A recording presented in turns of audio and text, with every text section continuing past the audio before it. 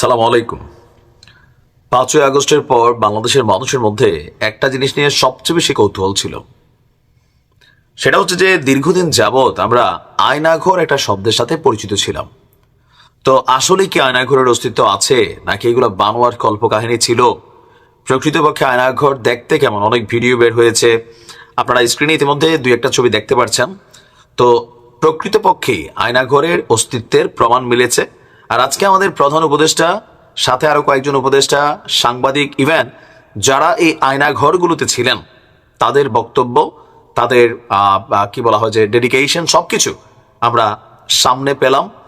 মজার বিষয় হচ্ছে উপদেষ্টা আসিফ, তারা যখন ডিবিতে ছিল তখন নাকি তাদেরকেও আয়নাঘরে নিয়ে আসা হয়েছিল। একটা রুম দেখে আসিফ বলতেছে যে এটা একটু ভেঙ্গাচুরা বড় করা হয়েছে, বাট এখানে একটা রুম ছিল। তো চলুন দেখি ছবিতে, এবং বাকি বক্তব্যগুলো আপনাদেরকে বলছি যে আজকে আমাদের ডক্টর ইউনূস সহ একটা টিম, তারা এই আয়নাঘর পরিদর্শন করেছেন।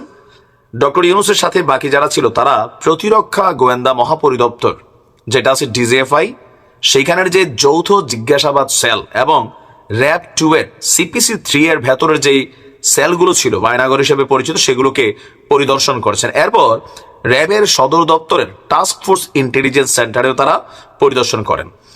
আর এখানে গুম সংক্রান্ত তদন্ত কমিশনের সদস্য থেকে শুরু করে আর অনেকে ছিলেন। আর এসব গোপন বন্দিশালা আগারগাঁও, কচুক্ষেত এবং উত্তরা এলাকায় বলে জানিয়েছেন প্রধান উপদেষ্টার যে প্রেস উইং আছে। সেইখান থেকে আমরা এই ছবিগুলো যেগুলো দেখিয়েছি, বলা হচ্ছে যে এগুলো বিভিন্ন বন্দিশালার বিভিন্ন কক্ষ ঘুরে তারা আপনার এই ছবিগুলোকে সামনে এনেছেন। আর এখানে আমরা যদি দেখি যে এই আয়নাঘর নিয়ে নানান বক্তব্য, ছবিতে আমরা যতটুকু বুঝতে পারছি মানবাধিকার সংগঠন থেকে শুরু করে বলা হচ্ছে যে আপনার সারা বাংলাদেশে অনেকগুলো এরকম আয়নাঘর অস্তিত্ব আছে।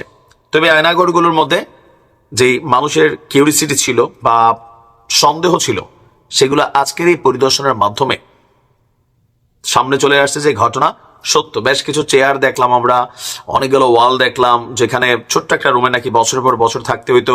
আবার যে চেয়ারটা দেখছেন, এই চেয়ারে বসাইয়া ইলেকট্রিক শক দিয়া, মানে নানান ধরনের তথ্য জিজ্ঞাসা, অথবা রাজনৈতিকভাবে উপর মহলের নির্দেশে যাদেরকে গুম করার জন্য বলা হইতো, দীর্ঘদিন যাবত এখানে রেখে অত্যাচার করা হইতো, টর্চার করা হইতো। তো প্রধান উপদেষ্টা বলছিলেন যে আসলে এরকম যে একটা দৃশ্যাবলী আছে বা এরকম একটা জগৎ আছে, এই সভ্য দুনিয়ার সাথে এটা কোনোভাবেই আসলে বিশ্বাস হচ্ছে না যে প্রকৃতপক্ষে এগুলো ছিল। তো আমরা বেশ কিছু ফুটেজ দেখছি। ফুটেজ বলতে এখানে যখন তারা লাইভ ক্যামেরা করছে, তো সেখানে আমরা দেখলাম। তো যাই হোক, যতটুকু মনে হয়েছে যে আসলে এই নৃশংসতা কারে বলে, কত প্রকার কি কি, এগুলো এই আয়নাঘরের মধ্যে না গেলে হয়তোবা আমরা দূর থেকে জাস্ট নিউজ করছি বা আপনি শুনছেন, এটার ভয়াবহতা কি পরিমাণ, যাদের পরিবারের সদস্যরা গুম হয়েছে, অপহরণ হয়েছে, এখানে নির্যাতনে মারা গেছে, বা এখান থেকে বের হইয়া পরিবারের কাছে গেছে, তাদের কাছে এটার যে অনুভূতি বা আবেগ, আমরা এজ এ নিউজ করা অথবা নর্মালি এজ এ লিসেনার হিসাবে শোনা, এটার মধ্যে আকাশ পাতাল পার্থক্য। তো এই আয়নাঘরগুলো চিরজীবনের জন্য বন্ধ করা হোক।